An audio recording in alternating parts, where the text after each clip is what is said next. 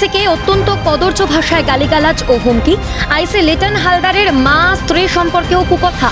Audio clip viral হতেই রাজ্য জুড়ে নিন্দার ঝড়। বিতর্কে জড়িয়েছেন বীরভূমের দুর্দণ্ড প্রতাপ তৃণমূল নেতা অনুব্রত মণ্ডল। তদন্তের গতি প্রকৃতি নিয়ে তৎপর জাতীয় মহিলা কমিশন। তবে জাতীয় মহিলা কমিশনের ভূমিকায় প্রশ্ন তুলেছেন প্রাক্তন পুলিশ কর্তা অরিন্দম আচার্য। এখন তদন্ত যেভাবে চলছে সেভাবে চলবে। এই যে আপনারা মহিলা কমিশন বলেন, এই যে আপনারা ফ্যাক্ট ফাইন্ডিং কমিটি বলেন, সন্দেশখালী দেখলাম, মালদাতে দেখলাম, এইটার কি এটা মাথায় দেয় না গায়ে দেয় আমি তো বুঝতে পারছি না যে আমাদের কোনো প্রশাসন এটার উপর কোন এফেক্ট হয়েছে। এই এদের কমিশনে এখানে এসে হাজার হাজার টাকা খরচ করে দিল্লি থেকেও আসছে, প্লেনে আসছে, এখানে থাকছে, ডাকছে, ঘুরে যাচ্ছে, বিরাট কথাবার্তা বলছে, কিন্তু তার তো একটা এফেক্ট হবে, তার তো একটা পুলিশ নড়ে চড়ে বসবে। আমি সেটা কিন্তু আজ পর্যন্ত দেখতে পাচ্ছি না। কার্যত একই সুর শোনা গেল তৃণমূল নেতা কুণাল ঘোষের গলাতেও।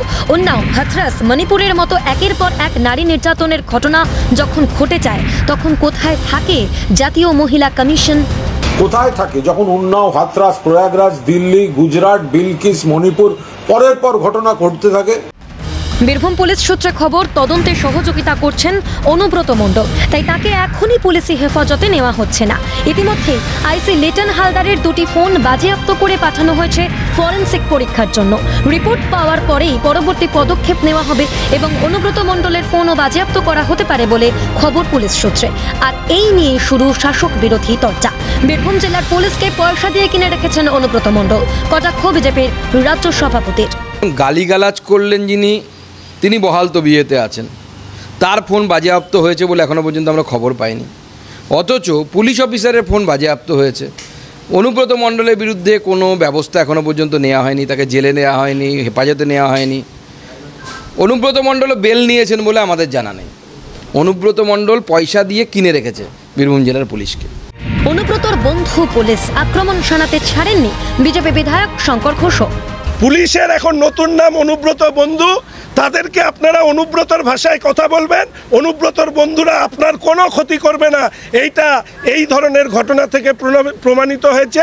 ফলে রাজ্যবাসীকে অনুরোধ করব, পুলিশকে দেখলেই অনুব্রতর বন্ধু হিসাবে আপনারা চিহ্নিত করবেন। যদি না করেন তাহলে আবার আপনার ওই আইসির মতন ফোন বাজেয়াপ্ত হয়ে যাবে। বীরভূম পুলিশ ঠিক বলেছে, পুলিশকে সহায়তা করছে এটা নয়।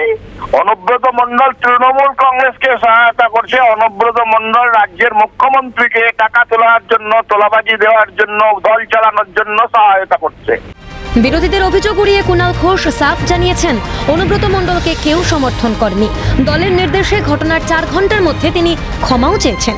যেটা বলেছেন অনুব্রত মণ্ডল, কোনোভাবে কেউ সমর্থন করেনি, দল তাকে ক্ষমা চাইতে বলেছে, তিনি 4 ঘন্টার মধ্যে ক্ষমা চেয়েছেন।